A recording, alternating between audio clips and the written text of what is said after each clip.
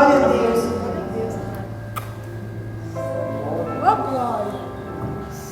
Eu cumprimento a amada igreja com a paz do Senhor Jesus. Amém. Os irmãos podem se assentar.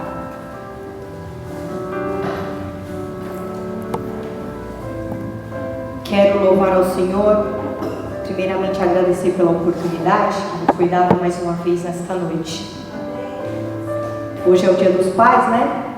Muitos dos irmãos às vezes não estão conosco, estão visitando seus pais, mas nós estamos aqui, na presença do nosso Deus, do nosso Pai, do Altíssimo. Amém? Glória a Deus. Os irmãos abram suas Bíblias no livro de Salmos, capítulo de número 23.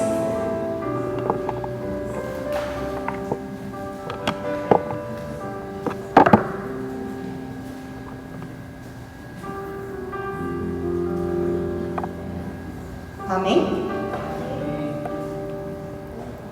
Vamos ler o capítulo inteiro, Salmos 23. O Senhor é o meu pastor e nada me faltará. Deitar-me faz em verdes pastos, guia-me mansamente a águas tranquilas, refrigera a minha alma. Guia-me pelas veredas da justiça, por amor do seu nome. Ainda que eu andasse pelo vale da sombra da morte, não temeria mal algum, porque tu estás comigo. A tua vara e o teu cajado me consolam. Preparam uma mesa perante mim na presença dos meus inimigos.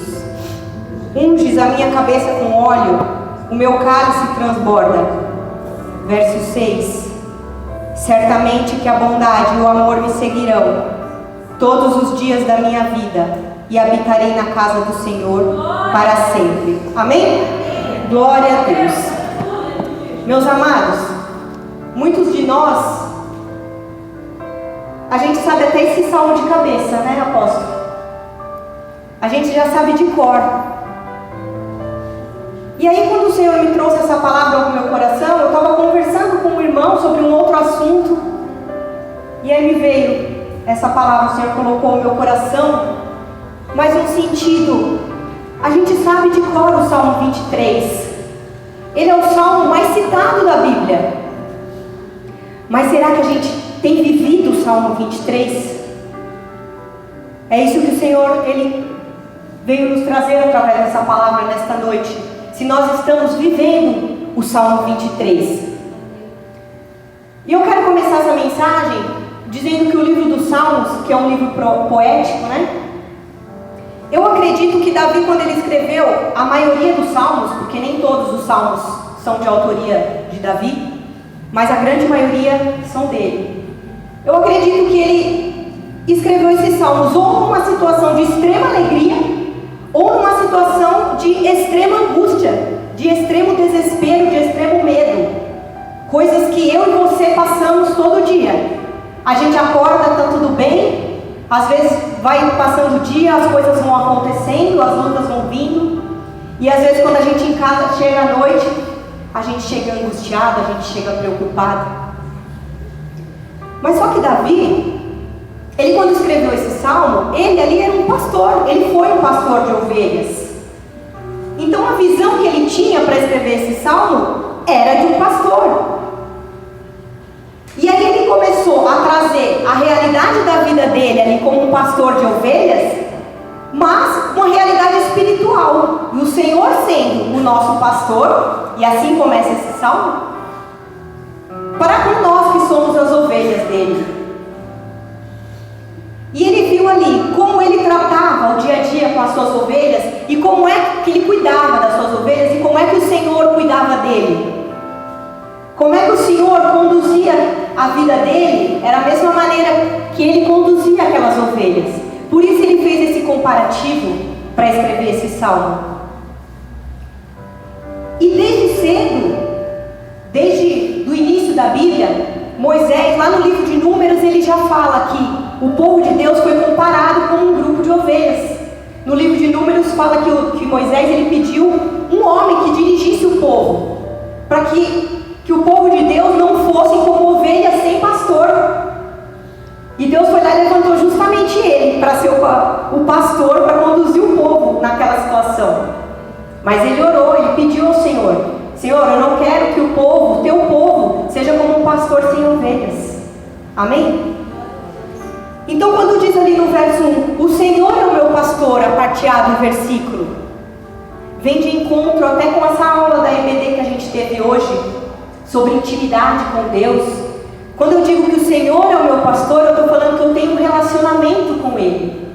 Quando a gente fala que uma coisa é minha, é meu, eu tenho um relacionamento para eu poder falar que aquela coisa é minha, ou que, né, é meu. Eu tenho que ter um relacionamento para eu poder dizer isso. E Ele tem conosco, o Senhor, uma relação tão pessoal, que às vezes a gente está num culto, pode ter milhares de pessoas, a palavra que está sendo pregada aqui, ela vai atingir cada um de uma forma diferente.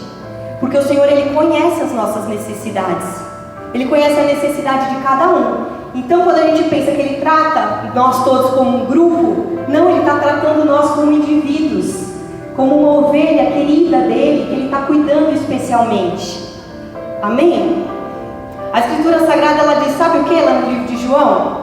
As minhas ovelhas ouvem a minha voz, e eu as conheço, e elas me seguem. Eu dou-lhes a vida eterna, e nunca hão de perecer, e ninguém as arrebatará das minhas mãos. Está lá no livro de João, o Senhor diz isso. Então, quando o Senhor, Ele nos conhece pessoalmente, Ele vem nos tratar também pessoalmente, Ele vem nos conduzir como se fôssemos um grupo, mas também como se fôssemos um só. E isso é muito lindo da parte do Senhor para conosco. Isso é uma coisa muito especial. É um pai, hoje é o dia dos pais, Ele é nosso pai, é o nosso Deus que nos conhece. E Davi, ali começando a escrever esse salmo, quando ele diz o Senhor é o meu pastor, eu acho que ele já se colocou numa situação assim: Senhor, eu te reconheço como soberano na minha vida. Eu te reconheço como o maior, como o que me conduz, o que me guarda, o que me protege. Tu és o soberano sobre a minha vida. Tu és o meu pastor, Senhor. Davi, ele sabia o que era ser um pastor. Ele vivia isso no dia a dia dele. E aí, quando nós dizemos o Senhor é meu pastor, a gente está falando: Senhor, pode cuidar da minha vida, tá? Senhor, pode me alimentar. Senhor, pode cuidar das minhas enfermidades. Pode sarar minhas feridas. Pode, Senhor, Tu és o meu pastor. Pode. Mas assim como Davi, eu e você também, nós passamos por lutas diariamente. E Davi, ele passou por uma situação ali de proteção para com as ovelhas dele, quando ele teve que enfrentar um urso e um leão. E eu creio que naquele momento ele se colocou: eu sou o pastor das ovelhas, mas eu também sou ovelha do meu pastor. Está dando para entender, igreja? Ele estava nas duas posições. Ele estava na posição de pastor daquelas ovelhas, mas estava na posição de ovelha do grande pastor. E o que eu entendo por essa palavra, por essa parte do versículo, que essas lutas, o Senhor, Ele nos direciona, Ele nos ensina. Mas quando vamos matar o leão e o urso, tem que ser eu e você, igreja. Nós temos que enfrentar o leão e o urso. O Senhor, Ele nos ensina como fazer isso, Ele nos dá estratégias. Mas sou eu e você que vamos ter que enfrentar, com base no que o Senhor tem nos ensinado. Eu disse aqui um pouquinho antes, que no livro de João, o Senhor diz que as minhas ovelhas ouvem a minha voz. Então, se nós como ovelhas estamos ouvindo a voz do Senhor, nós estamos aptos para enfrentar essas lutas do dia a dia. E é isso que o Senhor quer da gente, que nós prestemos atenção no que Ele tem nos falado, tem nos ensinado, para que quando chegar a hora da gente matar o leão e o urso, a gente não se prostrar e falar: Senhor, e agora? Não, o Senhor já te ungiu, te capacitou, te ensinou, e Ele vem te ensinando no dia a dia, para você mesmo ir lá enfrentar o leão e o urso. Amém? Só que muitas vezes nós mesmos nos distanciamos do nosso pastor. Nós saímos do aprisco, saímos do meio das outras ovelhas, nós nos afastamos dele. Com tudo isso, o Senhor, Ele é fiel. Ele não me deixa e Ele não te deixa. Ele jamais vai deixar que alguém arrebate você das mãos dele, como está escrito lá em João. E aí é a hora do pastor ir lá e buscar essa ovelha que está perdida. A 100ª ovelha, se for necessário ele deixar as 99 para ir te buscar, ele vai, meu querido. Ele vai te buscar onde você estiver. Só que também aí é do jeito dele, é da maneira dele. Você não disse que ele é seu pastor? Então é o momento da gente se colocar. Senhor, eu aceito a tua soberania sobre a minha vida. Muitas vezes a gente não entende o trabalhar de Deus para as nossas vidas, porque essa situação ou porque aquela, mas é a maneira do Senhor trabalhar para nos manter no aprisco. Porque às vezes quando as coisas estão muito fáceis, né, a gente já deixa de vir no culto, a gente já deixa de orar, a gente já deixa de jejuar. Para que jejuar? Tá tudo bem? Tá tudo bem. E ali no verso 1 ainda diz que nada me faltará. O Senhor é meu pastor e nada me faltará. Isso é o suprimento do Senhor para as nossas vidas, amém? Glória a Deus. Jeová Jireh é o Senhor que provê todas as coisas para nós. E isso vem falar do cuidado do Senhor que Ele tem por nós, com os seus servos. E em qualquer circunstância Ele supre as nossas necessidades. Quando nós estamos fiéis com o Senhor, Ele não nos deixa perecer, Ele supre. O Senhor é aquele que dá a última palavra, meu amado. Se alguém tem dito a você que não vai dar, que não tem jeito, que acabou, joga essas palavras por terra, repreende. O Senhor te deu autoridade na terra para repreender toda palavra de maldição, palavra contrária. Em nome de Jesus. Porque o Senhor dá a última palavra. Ele surpreende a gente. Ele vem na contramão. Às vezes eu fico feliz, apóstolo, que quando as coisas começam a dar tudo errado, eu glorifico a Deus. Eu falo, está dando tudo errado, mas é para o Senhor ser glorificado através dessa situação. E é assim que a gente tem que ser, sabe por quê? Nessas horas que a nossa fé esmurece, mas não, a gente tem que fazer o contrário. Nessas horas que a gente tem que dizer, nada me faltará, nada me faltará. O Senhor é meu pastor e nada me faltará. Amém? Glória a Deus.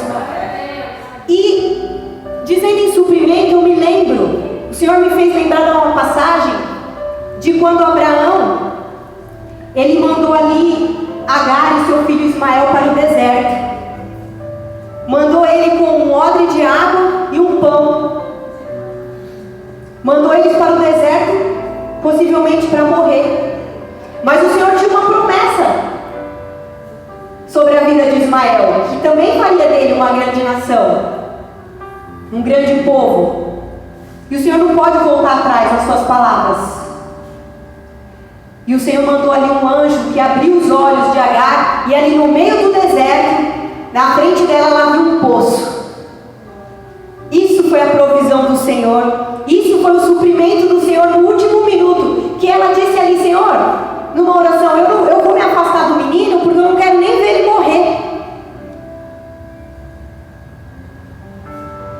E o Senhor ali abriu os olhos daquela mulher no meio do deserto e fez ela enxergar um poço de água. E ela sobreviveu ali com o seu filho. E o Senhor cumpriu sua promessa. Fez de Ismael uma grande nação. Amém? Glória a Deus. No verso 2, fala assim: deitar-me faz em verdes pastos, guia-me mansamente a águas tranquilas. Olha o descanso que o Senhor dá para nós em meio a tantas lutas que a gente vive no dia a dia. Chegam pontos, queridos, que a gente não consegue mais andar sozinho. Quem aqui nunca falou, Senhor, eu não aguento mais. Para mim não dá mais. Eu não tenho força para continuar caminhando, eu não consigo mais. Eu acredito que todo mundo já passou por essa situação. E é nesse momento que o Senhor vem com a graça dele, nos alcança, nos dá um refrigério, nos dá um descanso, nos dá um alívio, nos dá um alimento através da palavra dele, para a gente se fortalecer novamente, a gente se alimentar, se fortalecer, se reerguer, falar, Senhor, eu vou continuar. eu vou continuar. Mas todos nós podemos passar por essa situação de uma ovelha cansada. Todos nós. E o Senhor, Ele vem com seu refrigério, com seu repouso, para que nós possamos recuperar as nossas forças. O Senhor, Ele não nos chamou para a gente parar e desistir no meio do caminho, não. Ele nos chamou porque um dia, o grande dia chegar lá na glória, nós todos estaremos lá diante dEle. Senhor, eu venci. Senhor, eu cheguei até aqui. Senhor, eu prevaleci em meio a tanta luta. Eu consegui. O Senhor me sustentou até aqui. Esse é o verdadeiro repouso do Senhor para nós. Ele dá um escape no meio de tanta luta, no meio de tanta tribulação. E Ele nos prepara nesse período. Porque quando a gente se levanta mais forte. A gente se levanta com uma sede, com um guerreiro na terra, né? Mas a gente às vezes precisa passar por esse repouso do Senhor. A gente precisa passar por esse descanso. Refrigera a minha alma. Guia-me pelas veredas da justiça, por amor do seu nome. Olha o refrigério da nossa alma.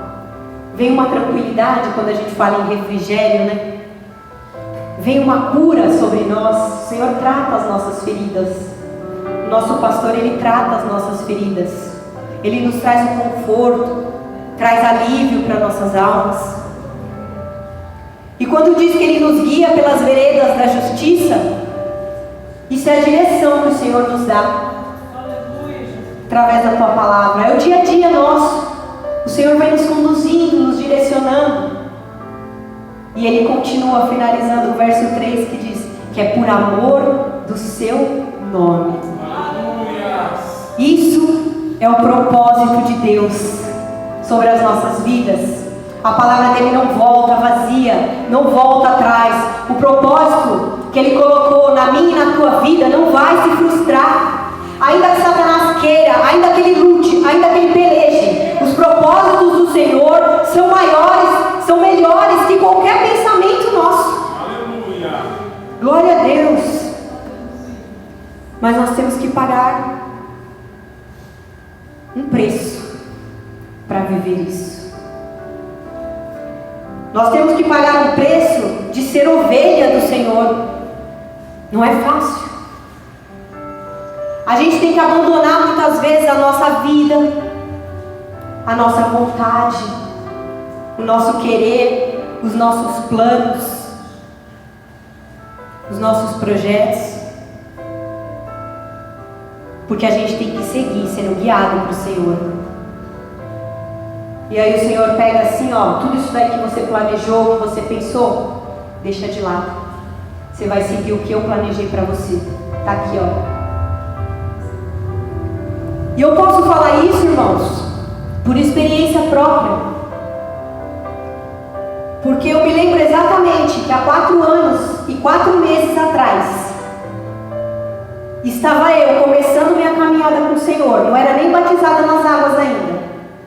Comecei a congregar em outro ministério. E nós viemos para Guarulhos para participar do retiro, junto com a Novo Templo. Acho que foi o primeiro retiro que a Novo Templo fez. Primeiro, né, apóstolo? Tinha pouca gente aqui, tinha pouca gente lá. E nós nos juntamos para fazer esse retiro.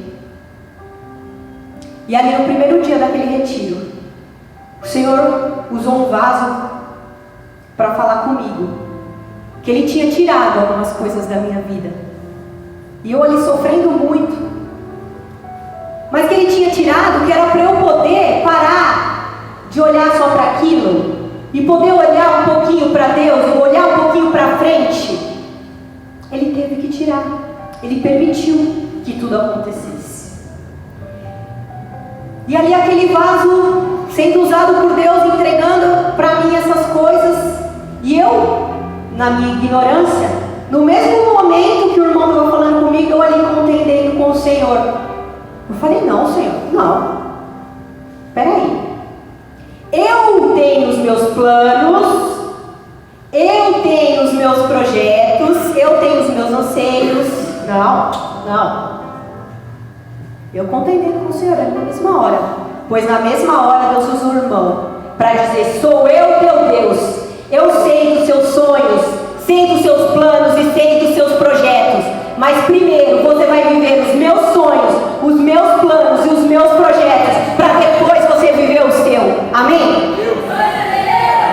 eu estou aqui. Não morri não. Já chorei muito, mas estou aqui. Glória a Deus. E hoje eu posso ver o trabalhar do Senhor na minha vida. Se eu não tivesse me colocado ali naquela condição, naquele primeiro momento eu contendi. Mas depois que foi passando o dia e as outras ministrações do retiro, eu falei, não, peraí. Ou eu sigo a vontade do Senhor, ou não faz sentido nenhum eu estar aqui. Não faz sentido nenhum eu estar na igreja, não faz sentido nenhum eu estar congregando. Ou eu sigo essa direção do Senhor, ou eu volto para trás e vou viver a minha vida. E para a glória de Deus, eu segui. Estou aqui hoje para a honra e glória do Senhor. E como diz a palavra do Senhor lá no livro de Marcos, que se alguém quiser o seguir, que tome a sua cruz. É assim, querido. Tome a sua cruz e siga o Senhor. Ele vai te ajudar. Mas você tem que fazer a tua parte. Que é ouvir a voz do sumo pastor. Que é obedecer a voz do pastor. E viver os planos e os propósitos que Ele já traçou para mim e para a sua vida. Amém? No verso 4 diz, ainda que eu andasse pelo vale da sombra da morte. Olha a aprovação do Senhor para conosco. O vale da sombra da morte. Eu não temeria mal algum. Olha a proteção do Senhor, a confiança dele para conosco. Quer dizer, a nossa confiança nele, né? Me perdoe. Porque tu estás comigo. Eu não temeria mal algum, porque tu estás comigo. Olha a fidelidade do Senhor. Ainda que aconteça o que acontecer, nós sabemos que o Senhor, Ele nunca desvia o olhar dele de nós. Nós cantamos aqui. Em todo o tempo o Senhor está conosco. E o pastor, ele tem que garantir a segurança das suas ovelhas.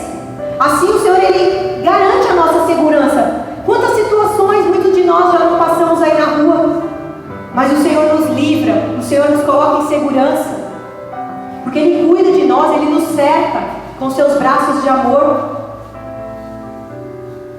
E Davi, quando ele disse ali, ainda que eu andasse pelo vale da sombra da morte, ele não estava no vale da sombra da morte, mas ele sabia que o dia mau vem.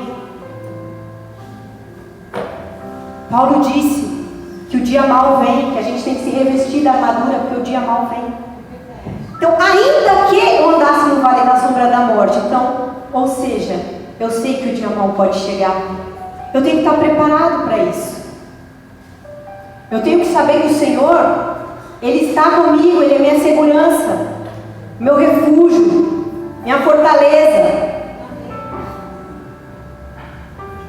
E Davi, ele sabia bem o que era o vale da sombra da morte, pois na vida dele, quantas vezes ele enfrentou, quantas batalhas Davi enfrentou, quantas lutas Davi enfrentou, a começar pelo leão e pelo urso, que ele já começou a vida dele ali como um pastor de ovelhas enfrentando. Depois enfrentou Golias, e ele nem era rei ainda. Mas ele enfrentou, porque ele sabia que o Senhor era com ele. Depois ele enfrentou inúmeras vezes Saul, que tentou matar,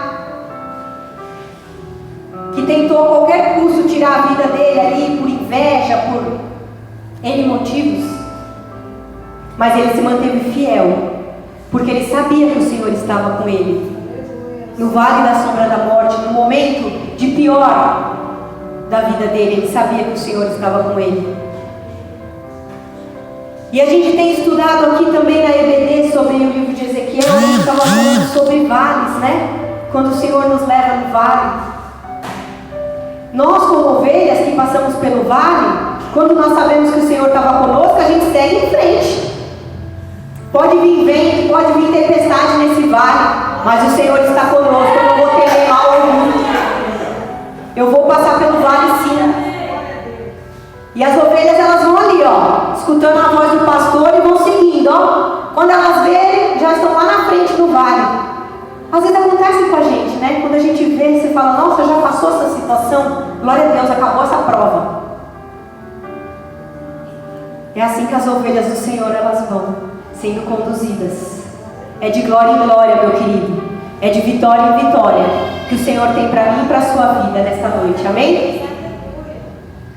Quando nós passamos na prova, é que nós ficamos mais íntimos do Senhor. É na hora da prova que a gente chora, que a gente ajoelha ali, que a gente se prostra. É nessa hora dessa prova que o Senhor também, Ele fala, agora sim, filho, agora sim, aleluias. Agora sim você está me deixando te conduzir como pastor, aleluias. Não é fácil, meus queridos. A vida do crente não é fácil. Quando a gente fala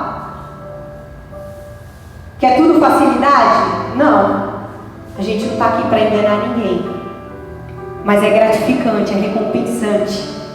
Porque nós sabemos a quem nós servimos. Um Deus de paz, um Deus que não quer o nosso mal, um Deus que quer nos conduzir para a vida eterna. Glória a Deus. Lá no verso 4 fala que a tua vara e o teu cajado me consolam. Olha a esperança do crente aí, o consolo do Senhor. O Senhor prometeu que Ele iria para os céus, mas que Ele deixaria conosco o Consolador, o Espírito Santo. Mas quando o Senhor vem ali como um pastor com a vara, o que é a vara? Olha, um instrumento de defesa usado pelos pastores de ovelhas para afugentar os lobos, leões e ursos. Era uma espécie de bastão, não muito longo, porém muito resistente.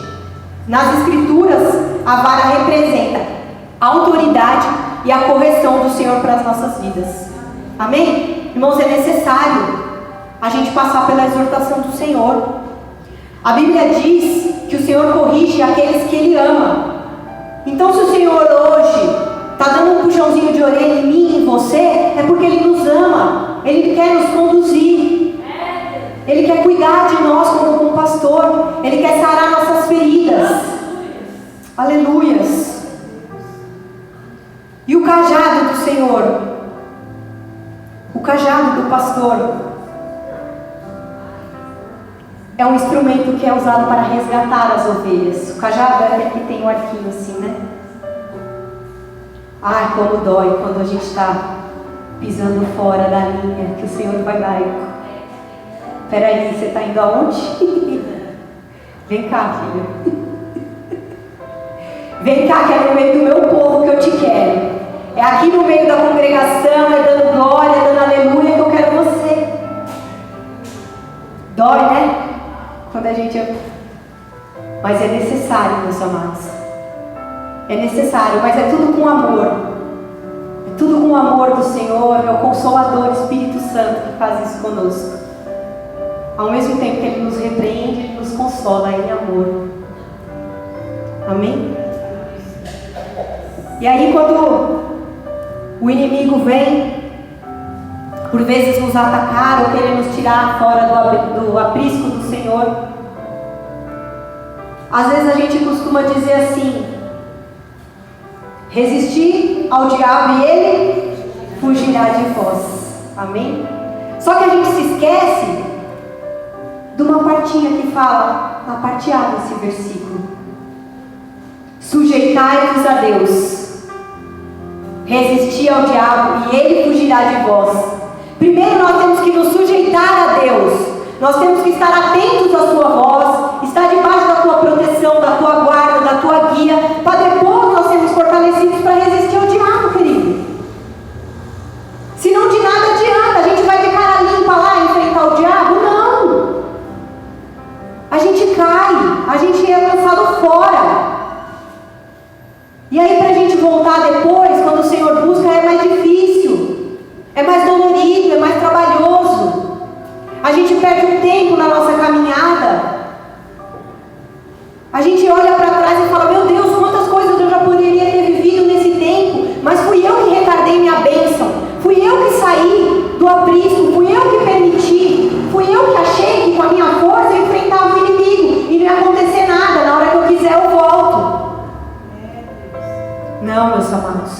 Sujeitai-vos a Deus. Sujeitai-vos a Deus. Sujeitai-vos a Deus. E depois resistir ao diabo. E aí sim ele fugirá de vós. Amém? No verso 5. Preparas uma mesa perante mim na presença dos meus adversários.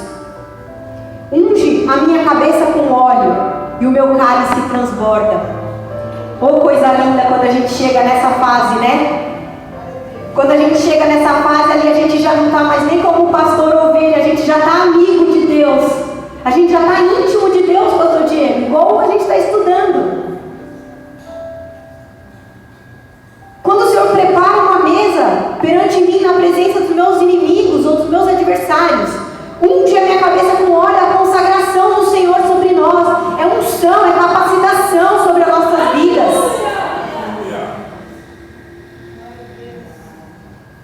E quando a gente fala aqui, preparas uma mesa, o cálice, são objetos, são coisas que já remetem a uma coisa de amizade, de casa.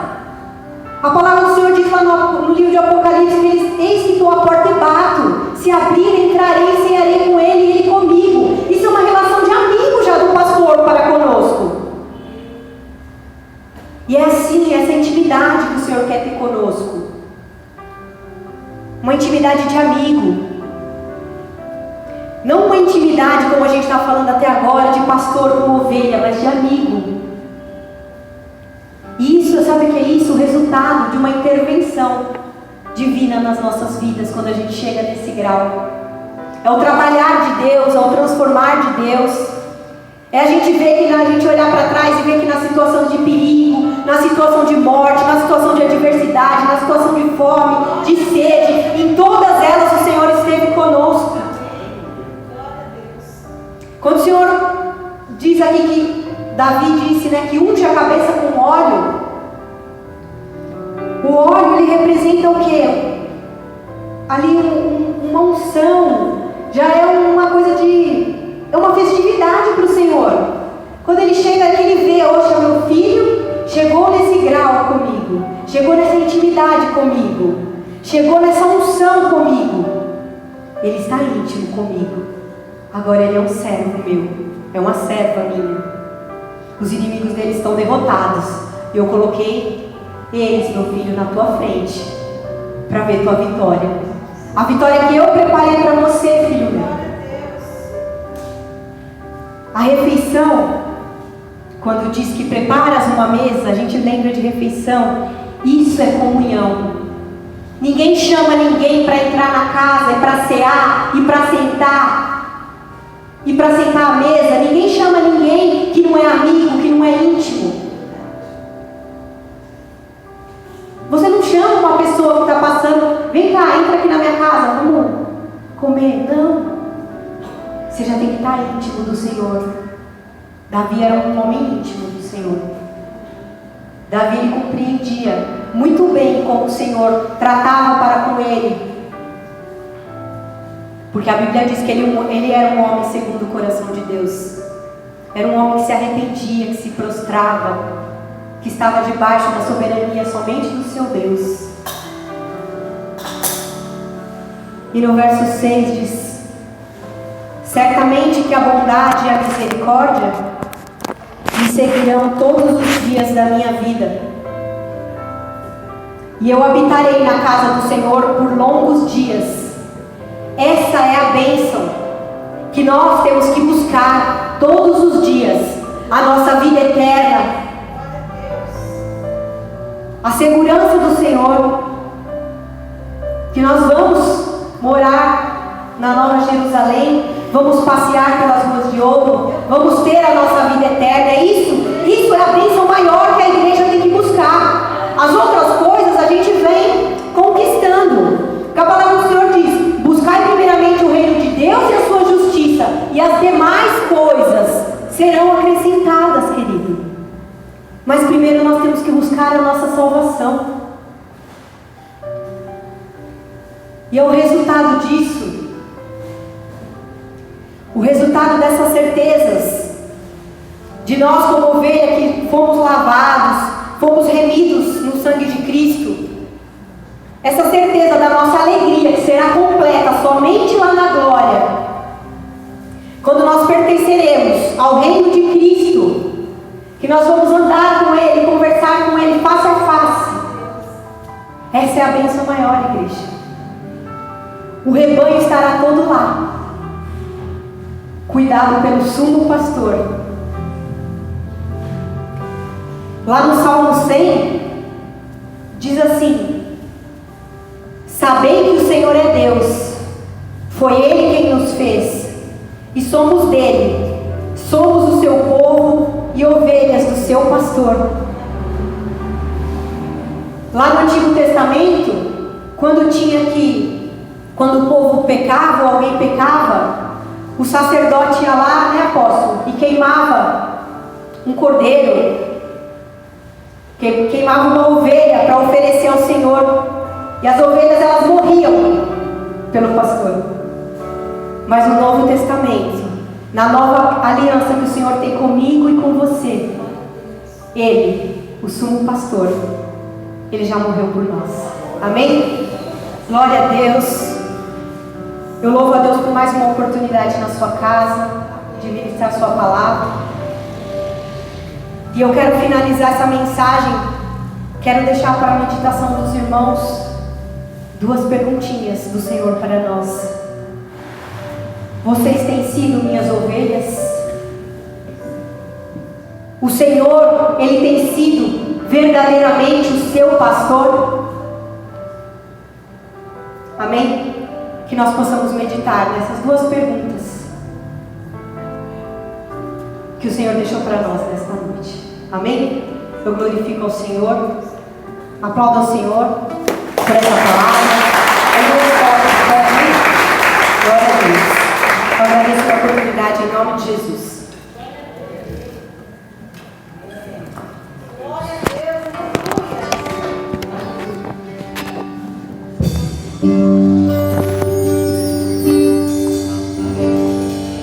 Mais que as monções